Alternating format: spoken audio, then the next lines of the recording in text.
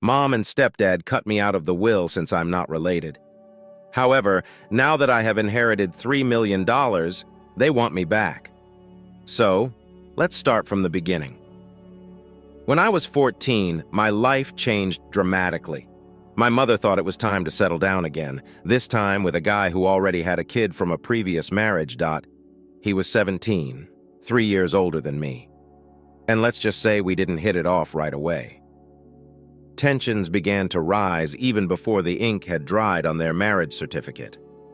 At first, it was little disagreements, the type you'd anticipate when strangers are brought into a home and told their family. Now, he'd leave his dirty dishes in the sink, expecting them to miraculously clean themselves, and I'd be the one receiving a lecture about the mess in the kitchen, or I'd notice my shampoo disappearing quicker than normal, only to see my new stepbrother wearing something that looked strangely like my favorite hair product.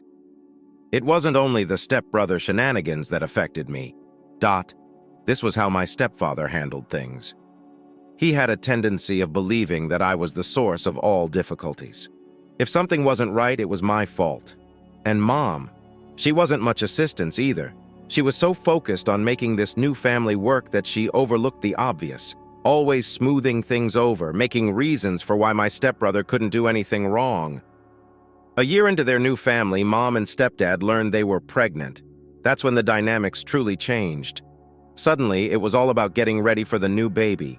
The house needed redecorating, and guess which room was conveniently selected for the nursery? Yep, mine. So I was transferred to the smaller guest room, which barely had enough space for my belongings. It seemed like a demotion. As my new half-brother got older, I received a clear message about my place in the family hierarchy. It became clear that he was the golden kid. My stepbrother, who was already privileged, appeared to draw cues from this and increased his entitled behavior, knowing he could get away with anything. He dropped out of college and returned home, carrying a slew of issues with him. From late-night parties to dubious buddies arriving and leaving at all hours. Complaints were received with a shrug from stepdad and regretful looks at Mom, as if to say, "What can we do?" I began spending more time at friends' places, anywhere I could feel somewhat normal. School became my getaway. I joined groups and remained late for additional lessons, anything to avoid returning home before I really had to. This was more than simply youthful disobedience. It was about survival. The atmosphere at home was oppressive, like walking on eggshells, waiting for the next explosion. One specific occasion stands out in my mind. I'd arrive home later than normal following a school project. The home was quite quiet, which was uncommon. I noticed a note on the fridge stating that they had gone out to supper, a family meal I was not informed about. The message was simple, yet it struck me hard. It was as if they had forgotten I existed, except when I was there to be blamed for anything. The breaking point occurred shortly after my 18th birthday. I'd saved some money from my part-time employment. I obtained the position despite my stepfather's concerns about how it would affect my academics, which was simply another way of expressing he didn't enjoy not having me there to pin things on. I arrived home one day to discover my room upside down. My stepbrother had hosted a party while the parents were away, and somehow my room became a casualty. My research papers were stained with beer, there was a broken bulb, and my privacy had been utterly violated. I approached them all at breakfast the next day. Stepdad's attitude was harsh and dismissive, claiming I should have been more responsible with my possessions. Mom simply sighed and mumbled something about families coming together and letting things go. But I was finished letting things go. During my adolescence, it seems like everything I did was scrutinized, but not in a caring manner. Let's assist you grow in a way, more like, let me catch you doing something wrong. My stepbrother, who had turned into a professional couch potato, was constantly exempt from responsibility. My tiny half-brother was only a child. Sure, but the amount of coddling he received made it obvious who the favorites were. I recall working on a large scientific project that I was quite passionate about. I required solitude and space, both of which were in scarce supply at home. I attempted to set up a little desk in the corner of the living room, but it looked as if I had set up in Times Square. My stepbrother would blast his music, my little brother would run around screaming, And there was my stepfather, who was always finding a pretext to instruct me to relocate my belongings. He'd say you're taking up too much room or your project is disorganized. It was frustrating. I felt like I was attempting to construct something fragile in the midst of a cyclone. One day, I had enough. I packed my project and marched over to a friend's home. Her parents were usually cordial, and I was able to spread out my work in their calm dining room. It was the first time in a long time that I felt able to think clearly. That's when I realized how bizarre my home life had become. My acquaintance observed how relieved I was to be able to work peacefully. "You're always welcome here," she murmured one day, seeing the worry leave me. The moment I went inside her house. It was a small gesture, but it meant everything to me. It also made me realize that this was not how things were intended to be. Home should be a haven of safety, not an escape. I began picking up extra shifts at my part-time work. If I wasn't at school or a friend's house, I was working not simply for money, but because every hour away from home made it easier to breathe. My stepfather didn't like it, usually complaining about how a job was diverting me from studying, but I knew why. As I saved money, I was less available for him to criticize. My plan to move out began to take shape. I knew it wouldn't be easy. My mother and stepfather were not going to be pleased. But the more I thought about it, the more it seemed like the only option to regain some control over my life. Then came the day I informed them I'd discovered a little apartment near campus that was within my budget. I sat them down and tried to keep my voice calm. I stated that I was moving out. The room became silent, too quiet. You could cut the tension with a knife. My stepfather was the first to respond. "Do you believe you're ready to live on your own at your age?" He scoffed. My mother just sat there, staring between us. Her face is unreadable. "I am," I responded, attempting to project more confidence than I felt. "I need my own place. I have enough money saved to get by." The debate that ensued was violent. Accusations were leveled at me, claiming that I was ungrateful and only seeking to avoid my domestic responsibilities. My stepfather even tried to shame me into leaving my little brother behind. "He looks up to you. You understand?" he added, as if that was a sufficient excuse for me to remain in a bad circumstance. But I held my ground. This wasn't simply about wanting my own place. It was about requiring it for my mental and emotional well-being. I packed my belongings over the following several days. Each thing I placed in a box seemed like a small part of the castle I was constructing around myself. My mother visited me in my room on the day I moved out. I expected another quarrel, but instead she helped me pack. We didn't converse much, and when we did, it was shallow. "Do you need more cartons, or can I offer you some of the old kitchen items?" It was as if we stuck to safe topics, we could escape the enormous elephant in the room. When I finally closed the door to my new apartment after moving everything in, I felt a rush of emotions: relief, grief, exhilaration, and anxiety. I was completely on my own now. It was horrifying, but also liberating. The first several nights were the hardest. The flat seemed too quiet and empty. I missed even the unpleasant noises from my family's house. Okay, sort of. But as the days passed into weeks, I began to appreciate the serenity. I could come and go as I liked, eat as I wanted, and sleep without interruption. It was like uncovering a new aspect of myself that I had kept hidden for so long. Life away from home settled into a rhythm fairly quickly, and it was the most peaceful I'd felt in years.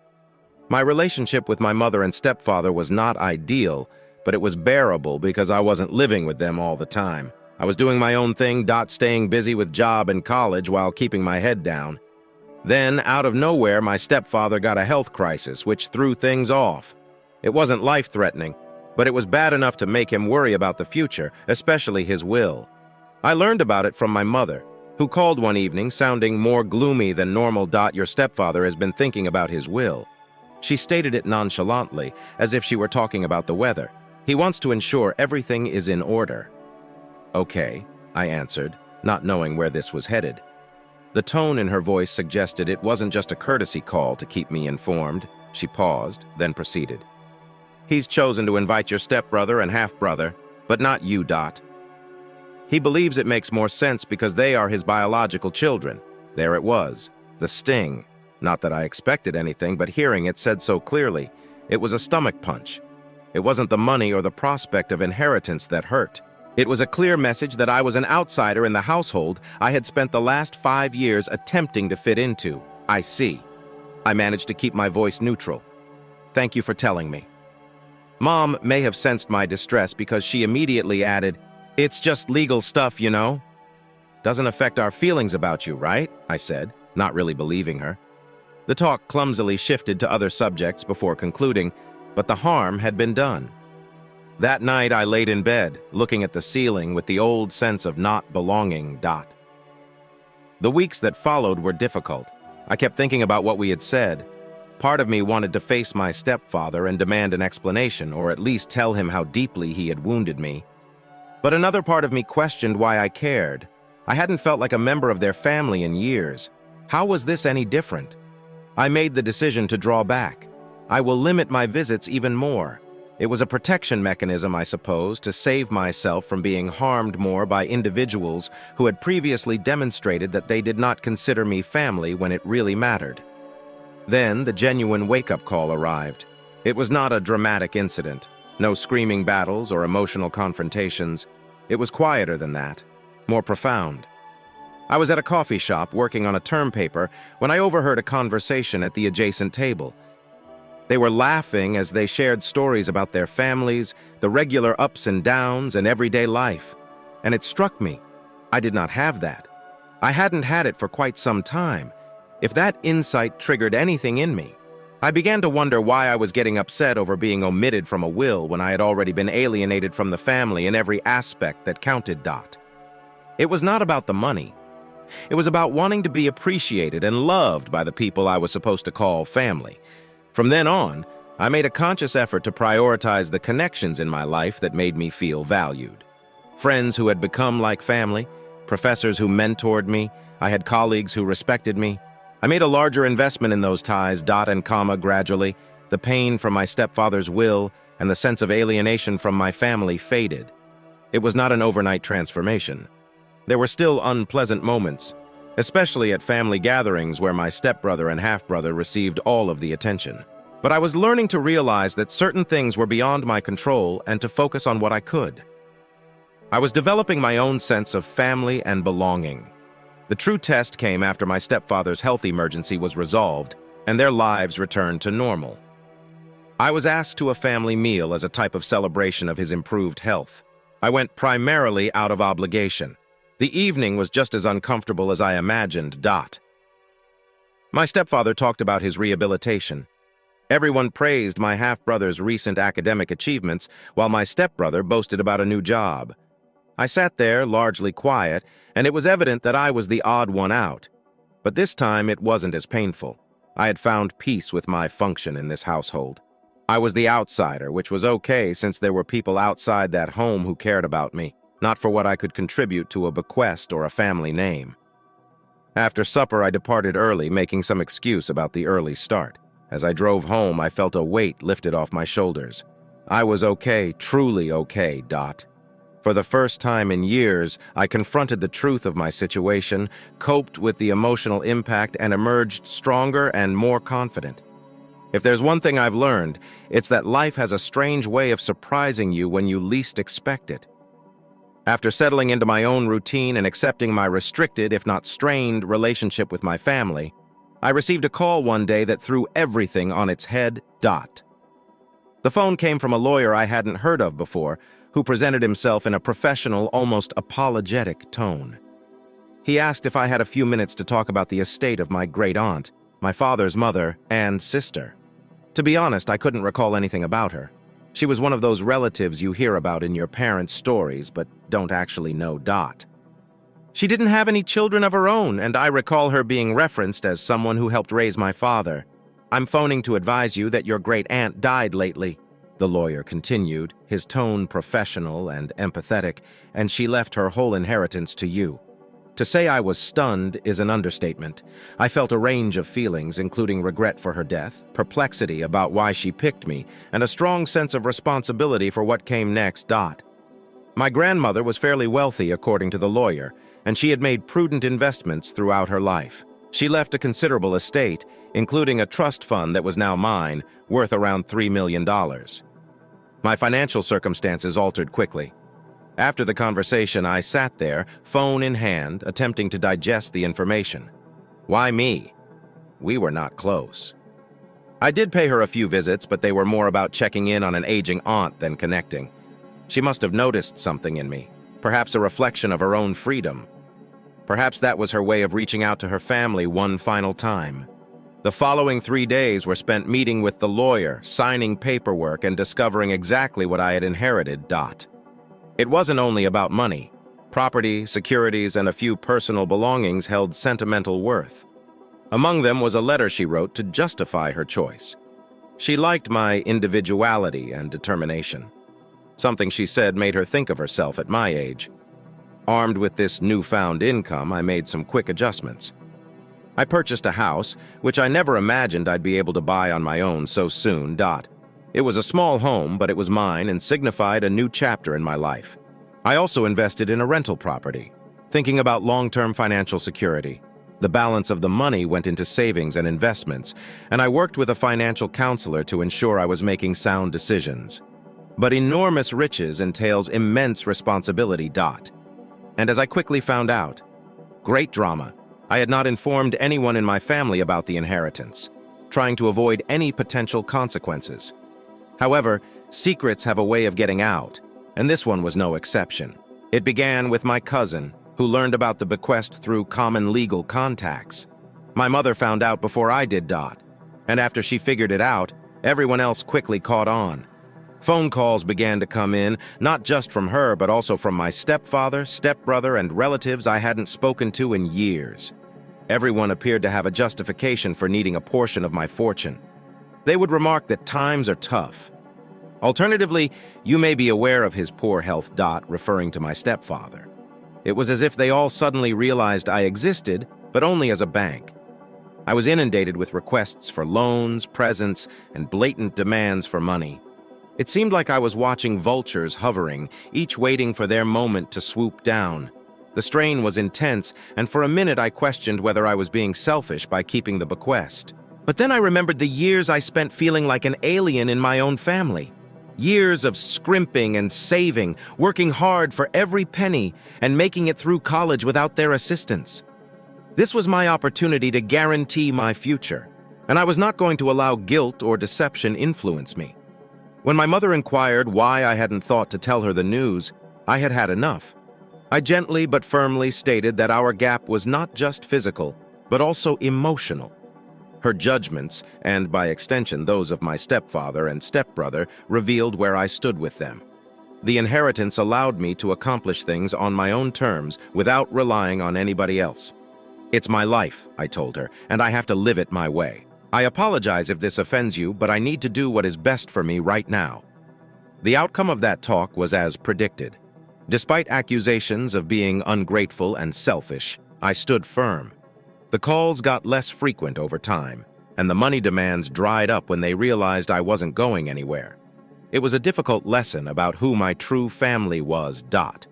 It was defined not by blood or marriage, but by those who helped me without demanding anything in return. These were the relationships I valued and continued to cultivate.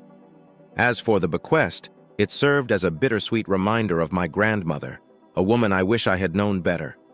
Her ultimate gift to me was not just the fortune she left behind, but also the clarity and determination to stand up for myself, no matter the cost. The bequest was intended to be a godsend, a windfall from a distant cousin who hoped I'd use it wisely. But as soon as word spread that I was suddenly a few $1 million richer, it seemed more like I'd been targeted than given a gift. Things went frosty quickly when I told my mother and the rest of the family that I wasn't going to dole them money just because we shared DNA. The phone calls and messages that began with barely veiled requests for money evolved into blatant pleadings and eventually aggressive demands. I stood steadfast in my choice to keep my money confidential. It was not limited to the close family. Relatives I hadn't heard from in years seemed highly interested in bonding. I got texts like, "Hey, I just heard about Aunt so-and-so. I'm sad to hear she passed away, but could you please aid me with some money? Times are harsh." It was as if they all followed the same script, only the names had changed. My stepfather made one of the toughest calls. He had never been warm, but now he was cold and calculating. You know, we've always considered you a member of our family. It quote s only natural to think of your brothers at this terrible time, he stated one day, his voice heavy with remorse. Glaze. My brothers didn't consider me family unless they needed anything. I fired back, surprised myself with the harshness of my voice. That's a harsh way to put it, he said, but I could see he was surprised. I had never spoken to him like that before.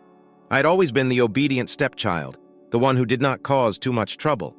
The debate quickly escalated, with him accusing me of being selfish, and me reminding him of all the times I felt excluded and insignificant in his family. By the end, we were both too outraged to see any rationale, and the call concluded with a mutual agreement that our relationship would never be the same. The last straw came when my mother tried to negotiate, which entailed adopting my stepfather's side and convincing me to divide my fortune. It's what families do, she claimed during a particularly difficult visit to my new home when she had arrived unexpectedly. Families also help each other, I responded, fatigued and frustrated. When was the last time you provided me with such emotional and financial support? She was mute and unable to respond. The fact was that our connection had been shallow at best for years. This money has only brought all of the underlying concerns to light. After she went, the calls and texts decreased and then ceased. It appeared that they had finally recognized that I was not going to capitulate. It was a relief, but also a huge disappointment. It ached to know that my worth to them was so intimately related to what I could contribute monetarily in the aftermath of the family split. I began to devote more time to my connections with friends and coworkers, individuals who valued me for who I was, not my money account. I also began volunteering, something I had always wanted to do, but had never had the finances or time for previously. Giving back on my own terms was therapeutic in ways I had not anticipated. It enabled me to connect with others, form new connections, and fill the vacuum left by my family's conditional devotion. I also attended a therapist who assisted me in processing the feelings of betrayal and abandonment that had risen as a result of this trauma. Unpacking years' worth of emotional baggage was difficult but essential. I learned how to set boundaries, identify symptoms of manipulative conduct, and, most importantly, respect my own needs and well-being. One day, I resolved to write a letter to each family member who had attempted to push me for money.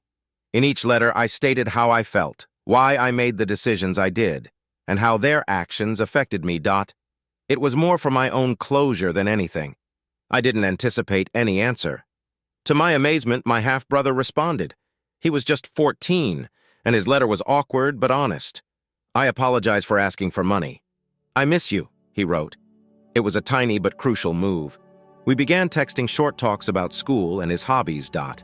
It was not much, but it was something, a viable bridge to reestablishing at least one familial relationship. Hello, everyone. I just wanted to catch you on what's been going on since my previous post. It has been a few weeks, and while I wish I could say things have improved, they have really deteriorated significantly. I sincerely appreciate all of your help and suggestions. It has been a lifeline at this chaotic period. So, when everything went wrong with my family, my mother approached me in August, wanting to talk about everything that had transpired. I had a strong suspicion that this would not be a simple catch-up to keep things balanced. We planned to meet in a public spot. I assumed it would keep the drama to a minimal, or at least keep things from getting out of hand. The encounter was unpleasant from the start. My mother began by discussing how they had been struggling financially. She noted how my half-brother's private school costs had become a hardship since my stepfather became ill and had his job hours reduced. Then she went on to talk about how they've been wanting to renovate the house and how she really needs a vacation to get away from the mental strain of it all. Throughout this, she did not ask me a single question about my life or how I was dealing. It felt as if I was only there to listen to her list of issues. The chat stretched on, and I became increasingly uneasy. I felt like I was simply a bystander to her difficulties. Finally, I couldn't stand it any longer and begged her to get to the point without skipping a beat. She stated that she expected me to send her a check for $1 million. Yes, you read it correctly, $1 million. She argued that, legally, It was all her money because it came from her late husband's inheritance. However, she was being nice by just asking for a third. Her demands became increasingly outrageous, and I struggled to believe what I was hearing. I paid the amount promptly and left as soon as possible. Since that day, my mother has been calling me a thief and telling anybody who will listen that the inheritance should have been hers in the first place. Meanwhile, my stepfather wrote me a gigantic wall of text, lecturing me on how I can't simply think of myself when I'm part of a larger family and how my actions should consider everyone else. I pointedly informed him that he did not include me in his will because I was not a close enough family member. That seems to silence him briefly, but I doubt it's the last of it. Since then, things have gotten completely out of control. My mother and stepfather have been bad-mouthing me all over the place, and I'm honestly worried about what they'll do next. It seems like they're attempting to turn everyone against me. They've blown the thing out of proportion, portraying me as the evil guy. I'm trying to be strong and calm, but it's difficult when it feels like the people who should be there for you are out to make things worse. I'll keep you all updated if anything changes, but for the time being, everything is a complete disaster. Thank you again for all of your help and suggestions. It's reassuring to know there are individuals out there that understand and care. Hello, everyone. I'm back with another major patch. Trust me, the last few weeks have been a whirlwind, and I'm just trying to keep my head above water with all that's been going on. I sincerely appreciate all of your encouragement and suggestions. It has been quite helpful in managing this craziness, so thank you very much. So here's the scoop. A few weeks ago, out of nowhere, I received this quite official-looking letter in the mail. It's from a lawyer I've never heard of saying that my mother is suing me for a large portion of my inheritance. Yes, comma. You heard that correctly. My mom is suing me. My immediate reaction, full-fledged panic. Who wouldn't panic out? My thoughts raced as I considered all of the legal fights I'd have to confront. But just when I thought things couldn't get much more soap opera-worthy, my stepfather sends me this scary text. He's like, "You'll regret not sharing your money because we're going to take you for everything you're worth." It seemed like something out of a horrible film.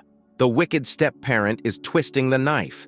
Seriously, the boldness left my jaw on the floor, rattled but not beaten. I forwarded everything to my attorney, expecting a long ordeal. But get this, my lawyer genuinely laughed when he read the letter. Not just a chuckle, but a full-fledged one. Are you kidding me? I kind of laughed. He put the letter in the garbage and told me not to worry about it. According to him, my grand-aunt's will is more secure than Fort Knox. My mother cannot legally touch anything since she is not a descendant, and the will clearly states who the beneficiaries are. However, my attorney is a thorough individual. He did not stop there. He investigated more into the so-called lawyer who submitted the letter. The office address provided is really a decrepit structure that appears to have been vacant for years, and the phone number was disconnected, no longer in service. It appears that my parents became desperate and decided to employ some fly-by-night. Probably not even a legitimate lawyer, but a last-ditch attempt to intimidate me into paying up. Realizing they were only attempting to trick me into giving up a portion of my inheritance was both a relief and a wake-up call. They truly believed they could intimidate me with some half-baked legal threat. A nerve, right? Knowing this, I felt a big weight lifted off my shoulders. I was prepared for a court battle, but now I'm just shaking my head at the extremes they'd go to. So, with that drama dissipated, I decided I needed a vacation from all the chaos. I've been on edge, missing sleep, and feeling overall agitated. I discussed it with my friends, and we all decided it was time for a small trip. So I'm taking some time off work to travel with my pals next week. Nothing spectacular, just a road trip to various locations. We quote, "D always intended to visit, but never did." I believe a change of environment is just what I need to cleanse my mind and refuel. It's strange, though, to consider how things have played out. I used to look up to my mother and stepfather, and now when I see how they have acted, it's disappointing. But I'm learning that sometimes you have to distance yourself from those who are meant to be your supporters when they start dragging you down. Instead. It's not easy, but it is vital. Anyway, I am definitely looking forward to this vacation. A little adventure, some good laughs, and great time with friends. Exactly what the doctor prescribed to get away from the family problems. I'll keep you informed on how things go at home and if anything else comes up. But for the time being, I'm focused on the good, on moving forward and not allowing this whole situation to bring me down. Thank you for all your help and suggestions.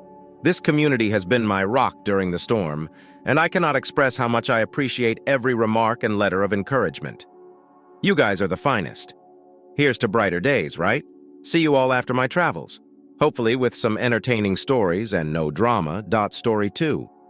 Raising my son alone has been the most demanding and gratifying experience of my life. When his mother abandoned us only days after his birth, saying she was unprepared to be a father, it seemed like my world was collapsing. She walked out of the hospital without looking back, leaving me, a 21-year-old man with a newborn in my arms. I frequently wondered if her mother, my then mother-in-law, affected her decision. She had always been vociferous about her daughter being too young for children, and her unexpected departure appeared too planned, too icy to be a spur-of-the-moment choice. In the early days, I worked many jobs while caring for my baby.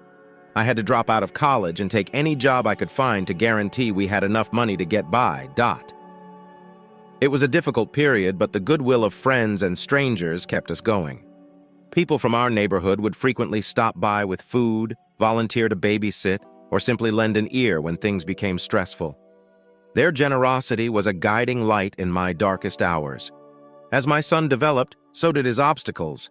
I enrolled him in the local kindergarten, allowing me to work more regular hours. Nonetheless, every day was a balancing act between job, childcare, and domestic obligations. As he grew older, my kid became more interested and began to ask questions about his mother. Each question was a sword to my heart, but I guarded him from the hatred and resentment I felt for her. I kept the story as impartial as possible in order to retain his perception of her. During this period, I depended heavily on my sister, who became my son's second mother. She helped him with his studies, taught him life abilities, and served as the mother figure he missed. My father also served as a role model, taking him fishing. I taught him how to mend things around the house and instilled in him the qualities I valued. Years passed, and the grief of his mother's desertion subsided. We developed our own small universe, complete with family rituals, weekend adventures with loads of laughing. My kid excelled in school, particularly science and math, and developed an interest in robots. His accomplishments were a testimonial to his perseverance and the supportive environment we had created. However, just as we were settling into our new normal, my son's mother resurfaced. It was completely unexpected. A post on social media seeking to reconnect and meet with her kid. The news upset me greatly. All old wounds resurfaced. The betrayal, the pain, the years of struggle without her. She wanted to explain herself and make atonement, stating she had changed and wished to be a part of her son's life. I did not make the decision to let her back in. To create alone. I got down with my teenage kid and talked about it. He was naturally irritated and perplexed, torn between wanting to meet the lady who gave him life and resenting the years she had missed. We decided to start cautiously, with emails and phone conversations. Initially, the interactions were stilted. She discussed her new life, her regrets, and the treatment she had received to come to grips with her previous mistakes. My youngster listened, asked challenging questions, and handled everything with maturity beyond his years. It was a difficult and often painful process, but it was essential for his emotional healing. Today, my kid is 25 years old and thriving. He has a degree in mechanical engineering and a bright future ahead of him. His connection with his mother is guarded, but gradually improving. I got comfort in watching him happy and contented. The trip was not easy, but it helped form us into the family we are today, stronger, closer, and more resilient than ever. Just lately, mother-in-law came on our doorway without a call or notification. She was just there, seeing her grandchild. I could not believe my ears. And at first, I nearly didn't recognize her since so many years had gone, and she was behaving as if she were a kind grandma who had come to see her grandson like she always does. It's not like she'd been gone 25 years when my kid saw her. He did not recognize her either. I showed him images of his mother and grandma in case they showed up one day, but I never imagined that they would. She rushed up to him and held him, as a loving grandma would, asking how he was doing and how big and lovely he had grown, and he pulled her aside, looking bewildered. I informed him that it was his grandma who had unexpectedly paid him a visit, and he was like, "Oh," and went away. Her mother-in-law did not take this well. She glanced at me like, "What did you teach him? What if he doesn't even greet his grandmother? He's staring at me as if I were a stranger, Dot. What if you haven't told him about his mother, and we're showing him our photos? So, technically, you are a stranger, mother-in-law. He'd never seen you in person. Why are you so surprised? You walk up out of nowhere after 25 years when he's all grown up expecting him to adore you? Isn't it a bit delusional? My son stated that. Did you show me your picture? But I didn't need a photo. I needed you to be there for me." He was pretty hostile toward her, pressing her with questions, and her mother-in-law's comments were quite narrow-minded. It seems like she wasn't expecting him to ask any questions. He asked her where his mother was, and his mother-in-law said, "Oh, she's doing very well. She lives with a wonderful man and has 2 lovely children. She has overcome her misunderstanding of your birth. She was acting as if her kid was the victim, as if we had abandoned her." He asked her why his mother abandoned him. Mother-in-law stated that she was too young to have a kid at that age. She had her entire life ahead of her, and having a baby would just add to the challenges. You must comprehend it. She did not want to lose her independence. Honestly, her kid was older than I was when our son was born. She was 24. I do not believe it is too early to have a child. It isn't like she was 14 or something. Actually, age is irrelevant. I could have handed up my son too. I was also extremely young. But I didn't because I loved him and aspired to be his father. At this moment, I wanted to show my mother-in-law the door. Clearly, she was not welcome in our home, but my son stopped me. He had one more inquiry. He questioned why his mother-in-law didn't want to be his grandma. His mother abandoned him. Fine. But why did his mother-in-law leave him with her? Said, "Well, I didn't have time to care for you. I was a young woman too. I had a life too. Then grandchildren are only expected to care for grandparents when they are elderly. And that is why I am here." Then my son urged her to go and never return. He claimed he doesn't want to see her again and won't help her with anything right now. If you appreciate the video, please share a link. And as she was leaving, she assaulted me, as if it was what I expected. A man alone cannot raise a decent human being. What a disrespectful and unpleasant boy. He would have fared better at an orphanage than with you. According to mother-in-law. The conclusion is to avoid having children while you are young. Or if you do, feel free to leave them and return a few decades later. They will still adore you even if they have never gotten any care from you. But honestly, what the heck was she expecting? Now, before we get into the changes, here are some comments. Not just the moron, but the entire side of the family is terrible. I had my daughter in May of this year when I was 24 years old, and I became 25 in September. My husband was only 22 when she was born. You're totally correct. It's not 14 years old. You are in. Adult life occurs. I could never imagine abandoning my daughter and hubby like that. It is disgusting. Scare them. You're an excellent parent who has raised a beautiful youngster. But the imbecile. I am truly delighted this occurred. As a parent, you kicked ass and raised what appears to be a strong young man. This powerful young guy only recently realized the difference between his father, who nurtured him, and his grandmother and mother, who abandoned him for very nonsensical reasons. What about the moron you already have? But just in case, it might be beneficial to speak with him about this. Just an open conversation in which he can express how he feels and where you can assist him if he has any difficulties coping. It may not appear to be a major matter, and he has handled it admirably, but it would be prudent to double-check and demonstrate that he is free to discuss these issues with you if he chooses. Do not press him or anything. Just let him know you are there. Life is full with surprises, and just when you think you've gotten into a comfortable groove, it throws everything off with a jarring jolt.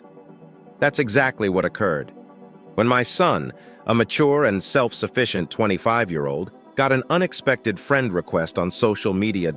It came from an account with the name and image of his long-absent grandma.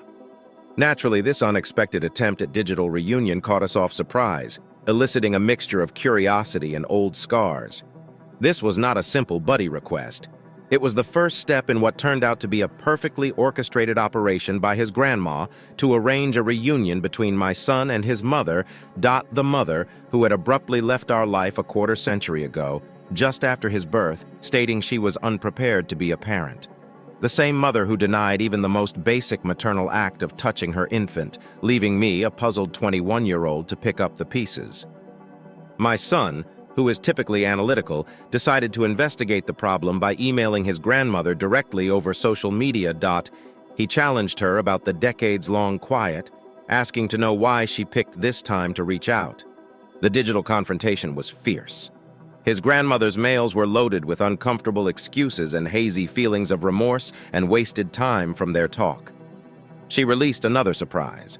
Not only did she want to reconnect, but she was also serving as a go-between for his mother, who had shown an interest in seeing him. According to her, his mother had a great change of heart and desired to make atonement for the years missed. My son's response was a complicated tapestry of emotions. There was anger, undoubtedly, over the years of desertion and the emotional baggage that accompanied it. But there was an inescapable curiosity about the lady who had given him life. Could someone really change so much? So, what did she want from him? Now. After considerable thought and countless talks, my son decided to see his mother. However, he placed stringent restrictions. He selected a neutral setting, a quiet, unremarkable cafe downtown, and made it plain that he was in charge of the conversation. It was not a reunion. It was an assessment. The day of the meeting was filled with stress. I followed him to the cafe and offered quiet support. His mother appearing older and more fragile than the last impression he had of her from an old photograph that I had saved. The first minutes were uneasy. The air was dense with unsaid emotions and hesitant looks. As they spoke, his mother attempted to justify herself. She talked of her youth, her overpowering worries, and the pressure she felt from her own mother, who, she said, had quietly pressured her into leaving her parental responsibilities for a life she was not ready to give up at the time. She discussed her new family, her efforts at parenting again, and how these experiences had led to a sense of sorrow and a yearning for forgiveness. My youngster listened.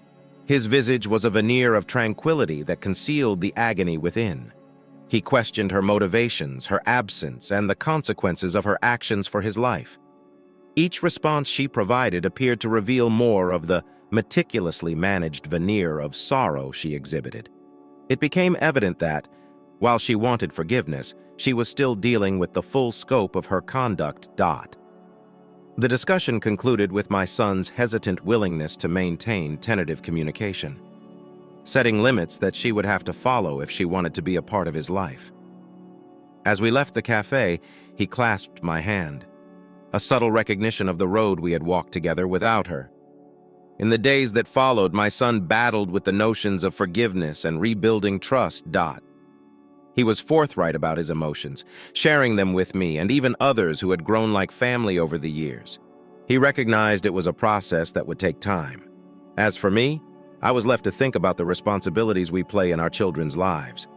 The event underlined my position not only as a caretaker, but also as a steady foundation in life's unexpected storms. Our tale, one of absence and endurance, had taken a new turn, but it was far from done. It was a reminder that the family we build may be stronger than the one we are born into. Our relationships are defined by love rather than blood. Following the entire cafe visit, which was already a huge stride for my kid, his mother threw us another curveball out of nowhere. She contacts him and invites him to a large family gathering. She's talking about how he has half-siblings he's never met, as well as a slew of relatives who appear to have been unaware of his existence for years. It sounded like a full-blown family reunion from a movie or something. So here's the deal. This invitation appears out of nowhere, and she's putting it on thick, attempting to build an image of a large, happy family that just happens to have missed a few decades of birthdays, graduations, you name it. My son. He is inherently distrustful. So why now? After 25 years of radio quiet, she wishes to portray happy families. It didn't set well with any of us, considering all that has happened. We decided to conduct some research before he even considered RSVPing to this event. A quick search on social media, followed by some quiet conversations with persons who are familiar with the matter. And then we find that she's involved in a severe legal problem about some family fortune. Talk about drama. This entire reunion reeked of her desperation for more than simply family connection. Armed with this information, my son chooses to approach her. Just asks her on the phone if this whole reunion is because she needs a favor given her financial situation. And get this, she really acknowledges it. She claims she hoped he would be able to persuade the family to her side because he is the long-lost son who has recently returned. Isn't this pretty manipulative? So my son is quite devastated about this. There were these faint hopes that she was attempting to put things right, but nope, it was all simply a scam. He tells her straight up, no thanks. During the family meeting, he informs her that he is not interested in being a part of any plot in her financial drama. How did she react? She's upset, maybe furious, and attempts to play the victim card. Like how he's misinterpreting her intentions, but he's not believing it. And they conclude the conversation on rather nasty terms. He has a difficult few days ahead of him. He's dealing with sentiments of disappointment and betrayal. We discuss a lot about what family means and who has truly been there for him versus who only shows up when they need something. It's a difficult lesson, but it's also clarifying. He chooses to remain with the family he knows has his back. Friends? Me. People who have stood forward without any hidden objectives. This whole situation has further confirmed his belief that family is more than simply blood. It is important knowing who you can trust and who will back you unconditionally. As for the mother, she's kind of back at square one with us. My son's door isn't fully closed, but he'll need some actual effort on her end. No ties attached before he contemplates reopening it. And honestly, he isn't holding his breath. We both learnt a lot from this story. It's been a roller coaster, to say the least, but it's also served as a clear reminder of our core beliefs. In the end, he emerged stronger, more conscious of himself and his values. And as for me, I couldn't be more pleased of how he handled the situation. It's not every day that you witness someone handle such emotional upheaval with maturity. Just when we thought things were calming down and we might be able to enjoy some quiet, my son's mother decided to turn the drama up to 11 completely unexpectedly. She arrives up at our place. There was no notice, call, or anything.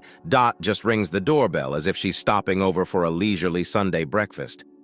I open the door to see her standing on the porch, looking anxious and determined. Honestly, it seemed like something from a soap opera. She has that face, like she's poised to release something tremendous. She needs to talk to her kid, but he's having none of it. After all of the emotional acrobatics she's put him through, he's not in the mood for any more shocks. He flatly refuses to come to the door. That is when the device is dropped. She starts yelling right there on the porch, accusing me of turning her own kid against her. According to her, I've spent the previous 25 years feeding his mind with bad thoughts about her, making sure he despises her guts. She becoming louder by the minute, tossing blame about like confetti on a parade.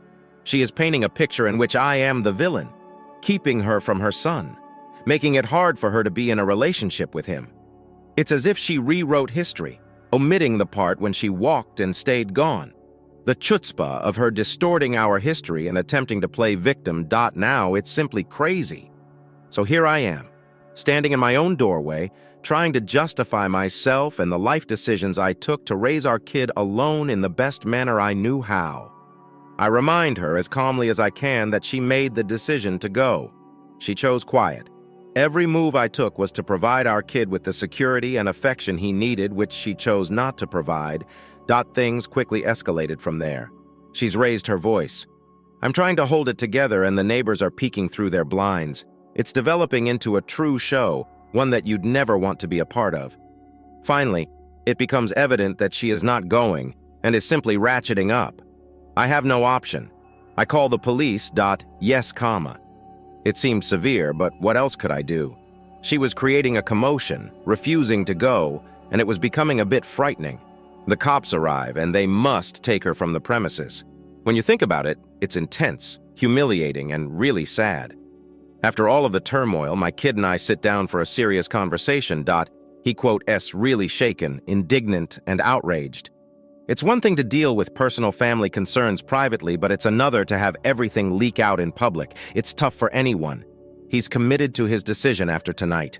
No more Mrs. Nice Guy, no more chances. The way she handled everything, simply coming up, hurling charges, and refusing to go ... it has just clinched the deal for him. He's finished. And truthfully, I support him. 100%. We discuss how we will handle any future attempts by her to reach out, deciding that firm boundaries are the way to proceed. That night was a true trial by fire. It definitely tested us. But if anything, it strengthened our closeness. It, quote, "is a sobering reminder that not all family turmoil can be easily handled. And sometimes you simply have to stand your stance and keep the peace." This entire journey, as bizarre as it has been, has taught us the value of keeping together and supporting one another through thick and thin. And whatever happens next, I'm confident we'll tackle it together, just like we always have. My kid, bless his heart, has done something very great. He got engaged. And let me tell you, the tale of how he proposed is straight out of a romantic film. Of course, there's a twist in the story, since what's a family epic without some unexpected drama? Right. First, some background on the lovebirds. My kid met his now fiancé around a year ago. They met through mutual acquaintances at a local music festival. Sparks flew. The stars aligned. You're familiar with the drill. She's a lively, extremely intelligent lady who simply resonates with him on every level. She has an exuberant laugh that lights up the room, as well as a sense of humor that can keep up with him when they are together, it, quote, "s," as if they'd known each other forever. Now, on to the proposal, which merits its own attention. My kid created this spectacular beach sunset setting. Everything is kept secret and hush-hush. He was creeping around, making calls, and booking things discreetly. He even sought for suggestions on the ring. I wanted something classic, yet with a twist. Something made her scream. The day of the proposal. He was a bundle of nerves. He brought her to this beautiful private area on the beach, set up a picnic with all of her favorite foods, and even managed to slip in a playlist of their favorite music in the background as the sun sank, with the sand between their toes and the sound of the waves. He dropped down on one knee and performed the entire romantic spiel. She was really taken aback. Tears, laughing, the full 9 yards. She replied, yes, of course. He called me shortly after and was so choked up that he couldn't speak. My heart was overflowing for him. Fast forward to present, and we're knee-deep in wedding planning. They want something tiny and unforgettable. This wonderful tiny vineyard is home to only close friends and family. They both love. We've been sampling pastries, gazing at flowers, and so on. It's been a frenzy of cheerful ideas and Pinterest boards. But here's the kicker. Just when we're getting into the rhythm, an RSVP arrives in our mailbox, throwing us off. It came from none other than my son's grandma. There was no before notice, no prior communication, just an unexpected RSVP that she was coming. Mind you, we didn't even give her a straight invitation. She must have heard about the wedding from another family member. This knocked us off balance. My son had conflicting emotions about it. There's a lot of history here. Many people have been injured as a result of their previous deeds. We sat down and had a serious discussion about what this meant, how he felt about her possible being there. This is his big day, and I don't want him to feel uncomfortable or on edge after a long conversation. We opted to approach this with cautious hope. Maybe she's attempting to mend fences. Perhaps not. But we won't let it dominate the entire occasion. The most important thing is that my son is happy and enjoying this great new chapter in his life with his soon-to-be bride. So, despite the unexpected RSVP, we're focused on the prize, this magnificent wedding, and the even more stunning one that will follow. I'm extremely proud of him for stepping into his new position as a spouse with such love and maturity. I quote, "am ecstatic." I can't wait to see him stand at the altar, beginning this incredible adventure with a lady as amazing as he is. Whatever happens, we're going to make this wedding absolutely spectacular. Here is to new beginnings, even if they come with an unexpected twist. Let quote S start with Grandma. She not only decided to RSVP unexpectedly, but she also took on the role of uninvited wedding planner. Imagine this. Emails poured in at all hours with her helpful advice on everything. Change the venue, check. Redo the entire menu, check. Oh, and don't forget to phone our carefully vetted merchants to give her 2 cents without being asked. As if Grandma's wedding preparation frenzy wasn't enough, Enter stage right. My son's mother. She has remained largely unknown, only shows up now and again with an emotional phone call. However, she is now completely focused on the wedding. She calls my son, tears in her eyes, pleading for a key part in the wedding. She wants to deliver a large, passionate speech in front of a captive audience, spilling her guts about previous errors and wasted opportunities. Yes, you guessed it. Extremely uncomfortable. The actual showdown occurred during what was intended to be a relaxing menu tasting session. Only us, the charming couple, and some excellent meals. But nah. Grandma and Mom felt it was the ideal opportunity to crash. They arrived uninvited and ready for action. Grandma immediately began nitpicking everything from the appetizers to the dessert options. While Mom dragged my son aside at every opportunity, laying on the guilt heavy, attempting to push him into giving her a prominent position in the wedding. Things got out of hand around halfway through the tasting. Mom may be feeling brave with Grandma's support. He launched into a full-fledged diatribe against me right in front of the caterers. Mind you, she accused me of distancing her from her kid and filled his brain with hatred about her over the years. It was full of heated accusations and tears. My kid, who is always the calm in the storm, has had enough. He got up, cleared his throat, and made what was likely the speech of his life.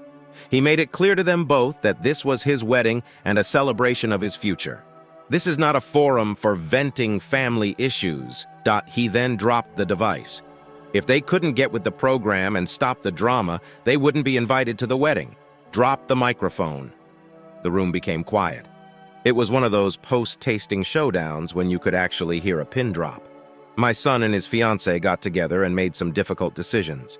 They conveyed a courteous but stern message to both Mom and Grandma. The gist was that any further pranks or drama would result in their being officially excluded from the wedding. It was harsh, perhaps, but vital to keep their special day about love and joy, not previous hurts or turmoil. Now we're in a strange lull before the storm.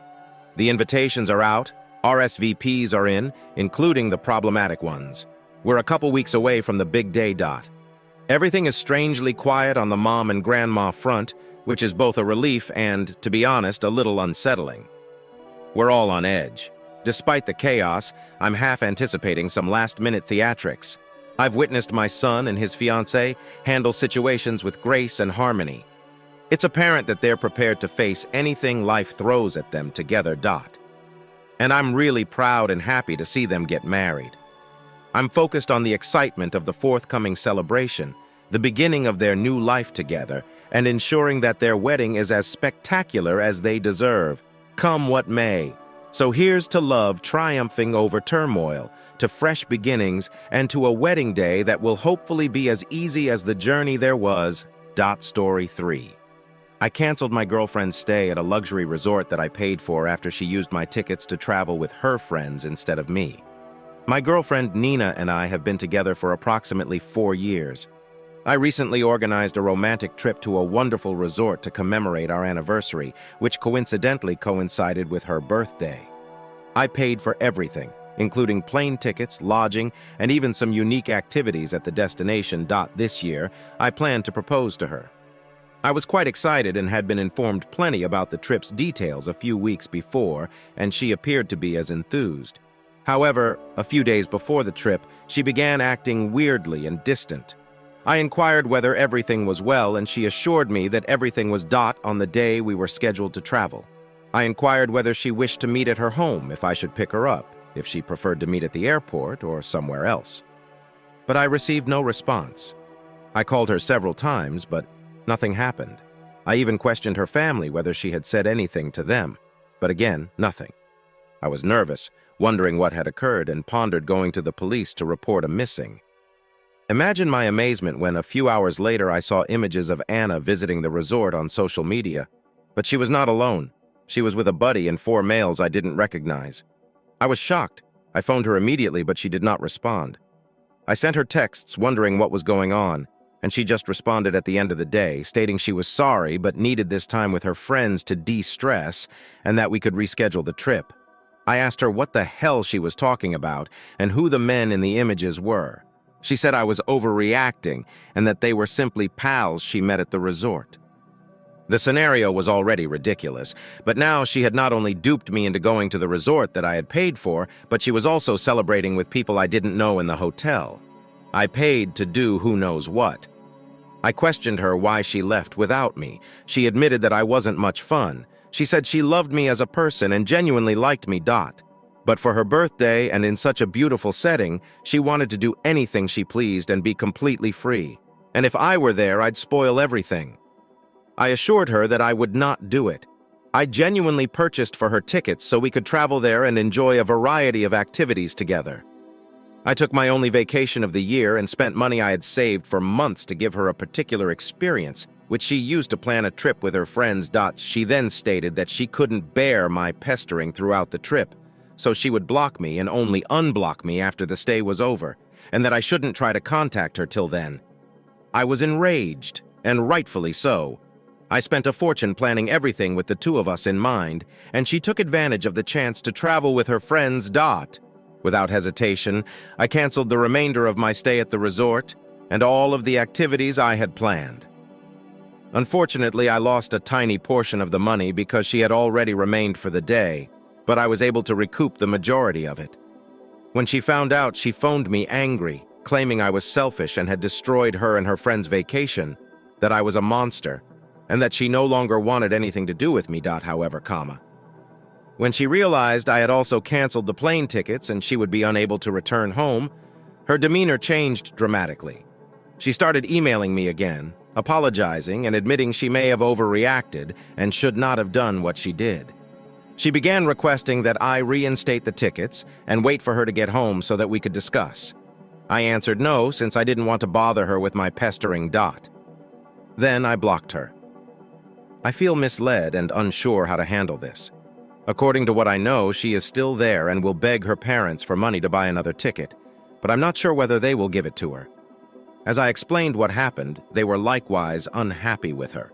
When I thought the storm was over, it swung back around with much more ferocity.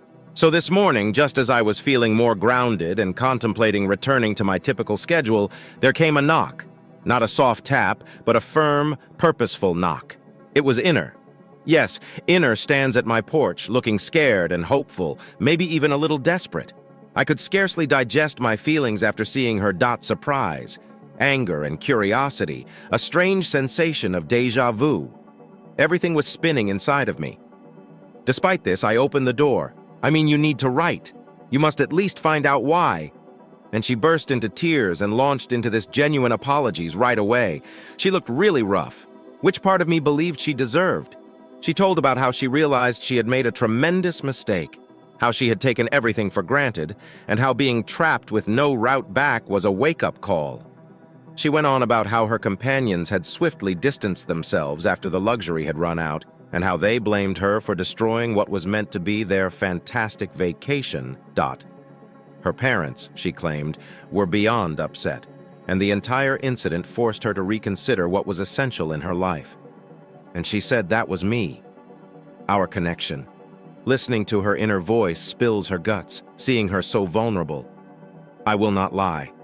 It rekindled a lot of old sentiments. A part of me wanted to put everything behind us. Forgive and forget.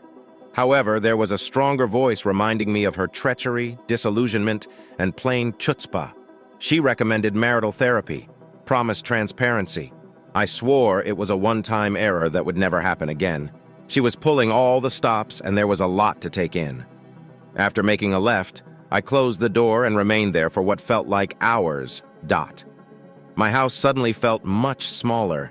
Perhaps the weight of everything made it feel tight.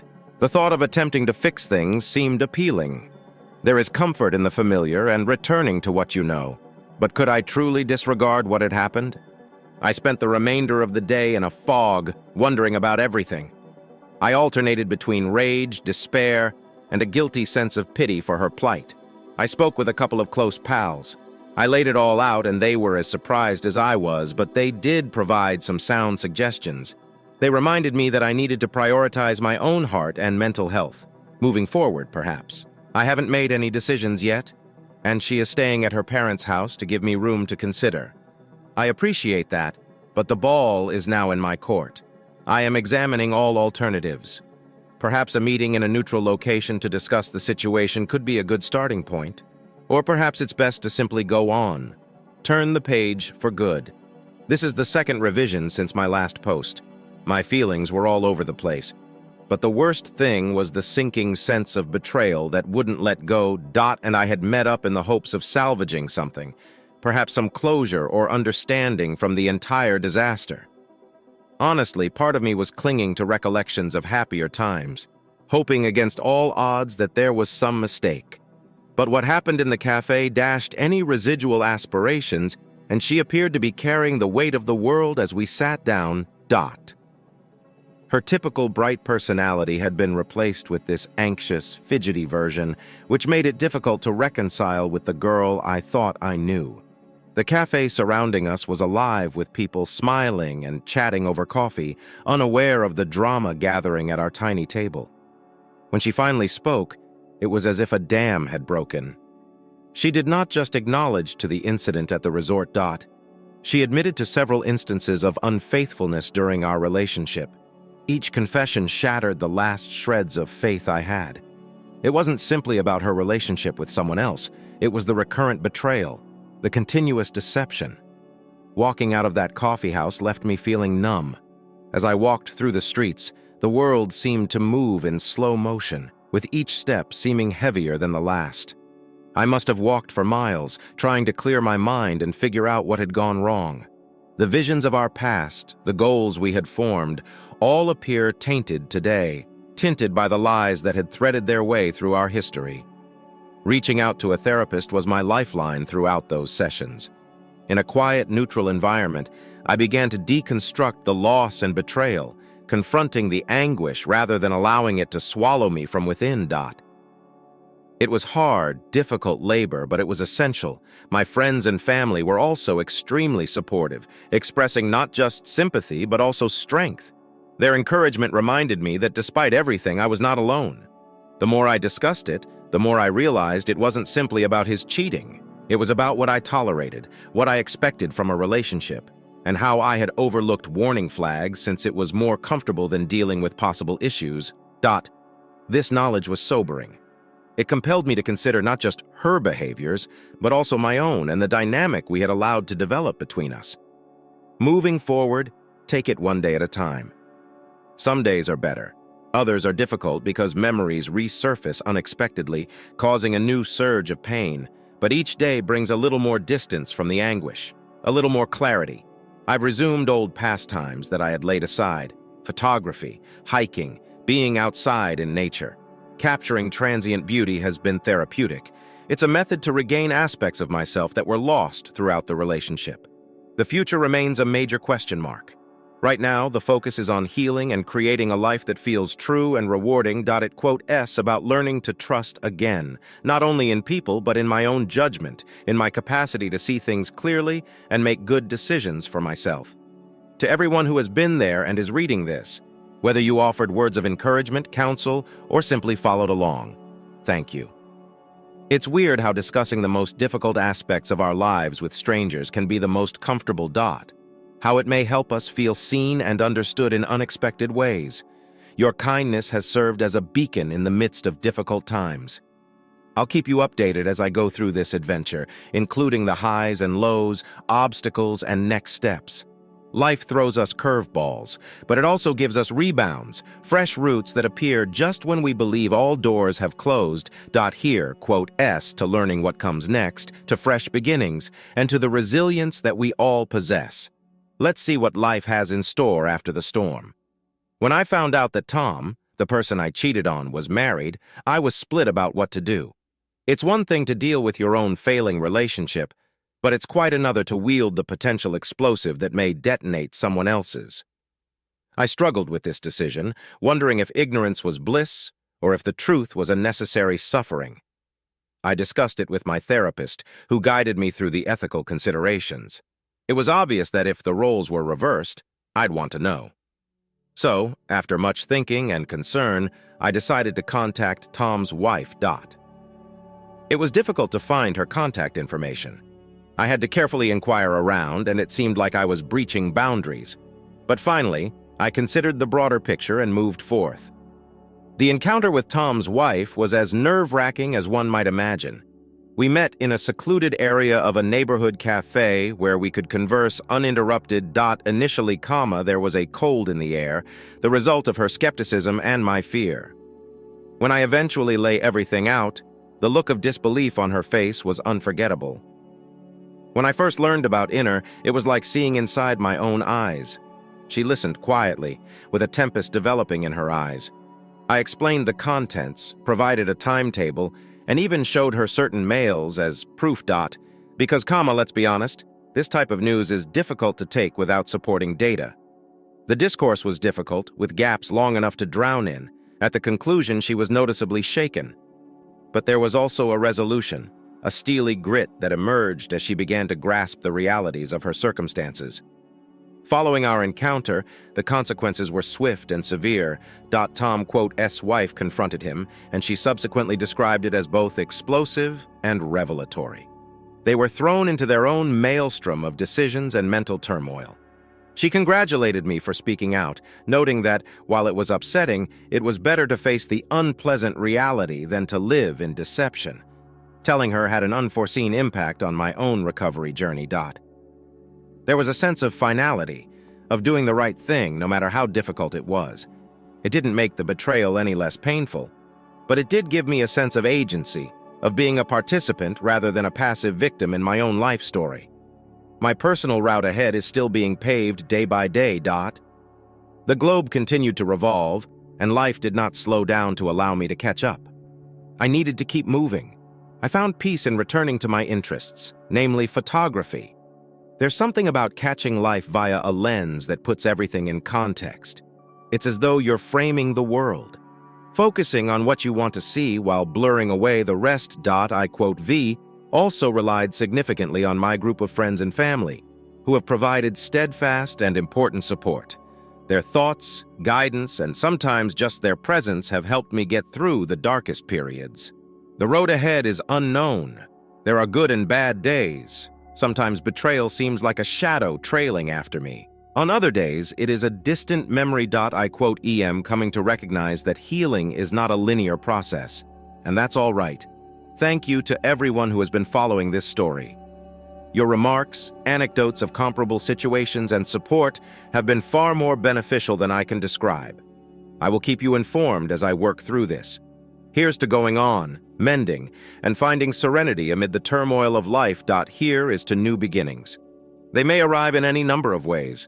After sharing the initial shock and pain with Tom's wife, Sarah, our casual talk gradually became into regular check-ins. These weren't typical ranting sessions.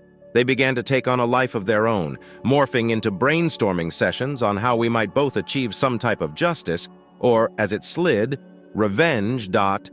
What began as a dark joke between two scorned lovers evolved into something more serious and simply evil.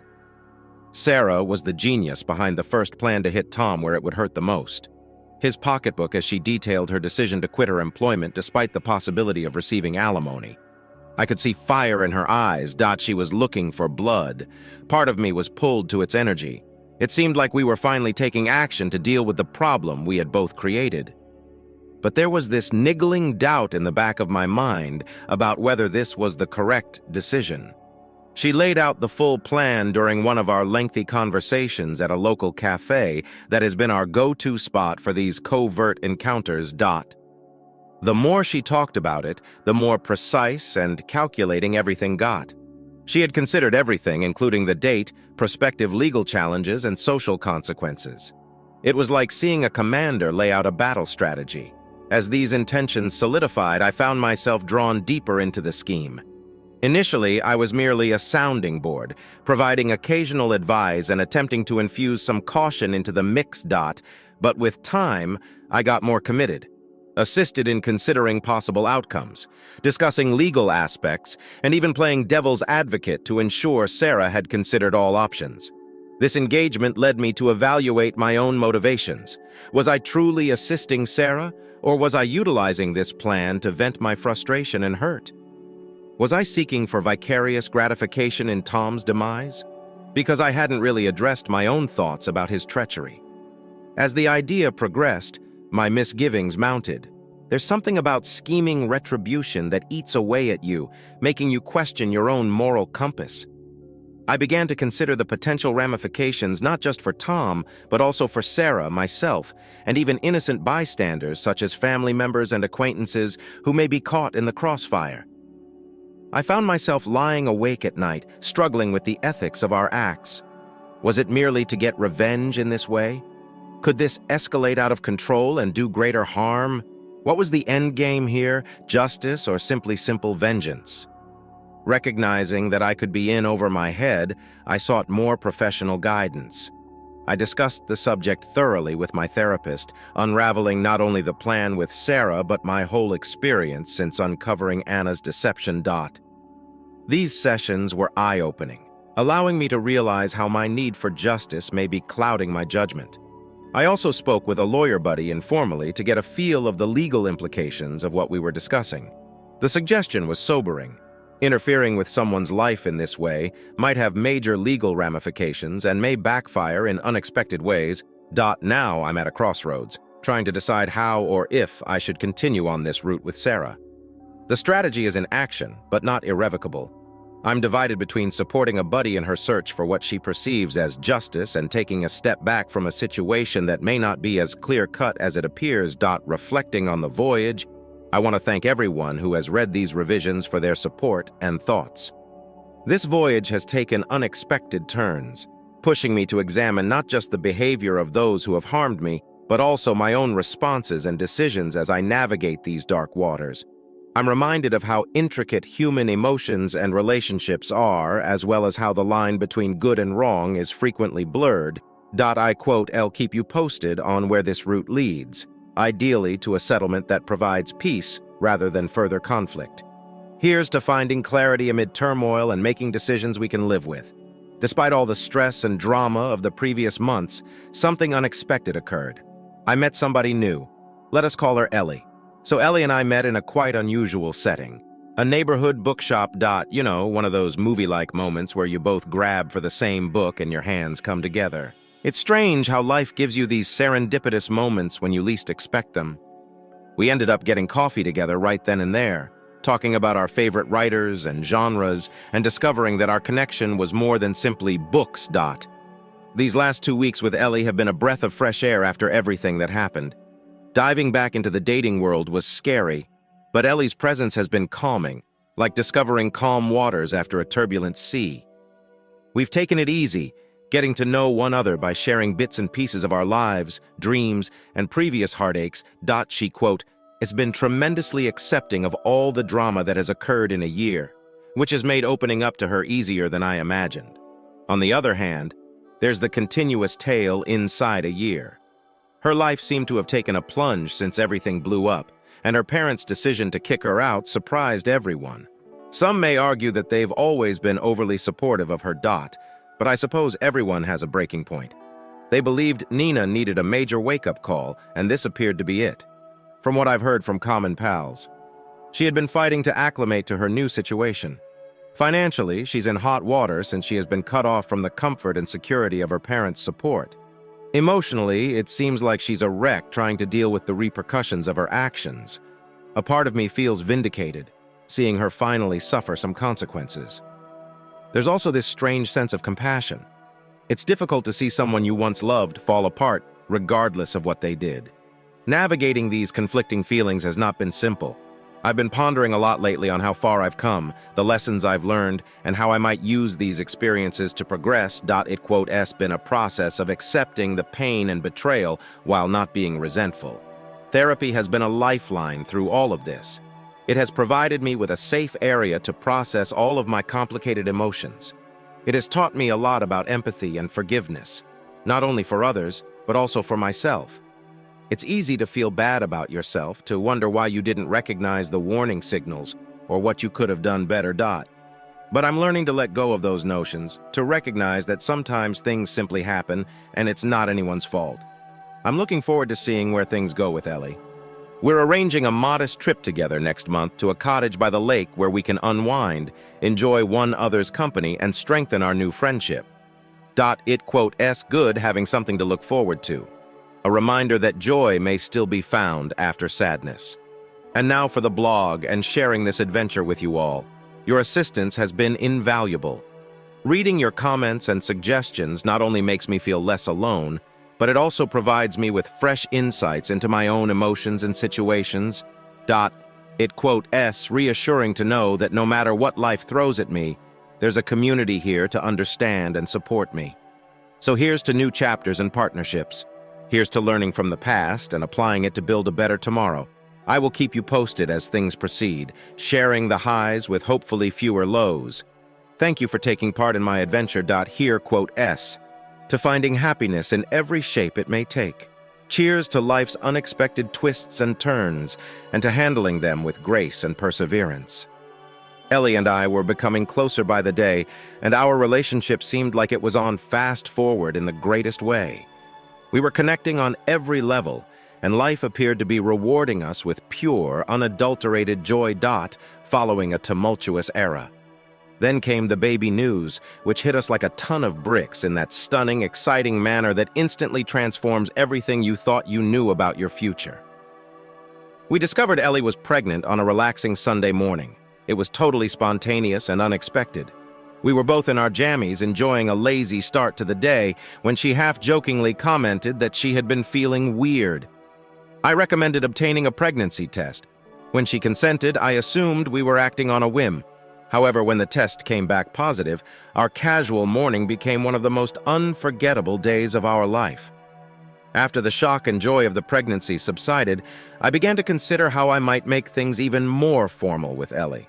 I knew she was the one for me, not just because of the baby, but also because she had been my partner through everything, given me support and demonstrating what a loving, secure relationship might be like. I wanted the proposal to be extraordinary while also private, reflecting the simplicity and depth of our relationship. So I'm planning a peaceful evening at home. I made her favorite meal, pasta carbonara, arranged candles throughout our living room, and played a playlist of all our favorite music. It was just us in our small bubble, and it felt beautiful. Ellie's reaction to my proposal exceeded my expectations. She was really startled, and her initial cries and joy wonderfully captured the moment. Joyful, emotional, real. It felt like we were the only two people in the world at the time, and when she answered yes, I felt happier than I had in a long time. The entire journey from the depths of sorrow to discovering something so real with Ellie has been extraordinary. If you had told me a year ago that I'd be here today, I would not have believed you. It's interesting how things work out sometimes. It throws you curveballs, and somehow they take you just where you need to be. Meeting Ellie and now having a child with her has taught me a lot about the unpredictable nature of life and the strength of the human spirit. It's taught me that no matter how broken things appear, there is always a way ahead, and that route may lead to unexpected, beautiful places. As Ellie and I prepare for our wedding and the arrival of our kid, I'm filled with both joy and apprehensive anticipation. We're focusing on wedding planning and baby preparation. It's a lot, but it's the type of busy I've learned to like since it's leading to the life I've always wanted. We're searching for a modest outdoor wedding site, such as a garden or a beach. We want it to be a celebration of love. Not only do we adore each other, but we also love all of our friends and family who have supported us. As for the baby, our weekends are now spent visiting baby stores, reading parenting books, and thinking about the future. To everyone reading this, your support has been a rock during my ups and downs. Sharing my experience with you has been extremely healing and fulfilling. The comments, the shared tales, and simply knowing you're reading this means more than I can say. Here is to the future. A future filled with love, laughter, and the little footprints of our newest members. I can't wait to give you additional information as we begin on this fantastic experience. Life is full of surprises, and I'm thankful for where this one has taken me. Cheers to fresh beginnings and the wonderful unpredictability of life.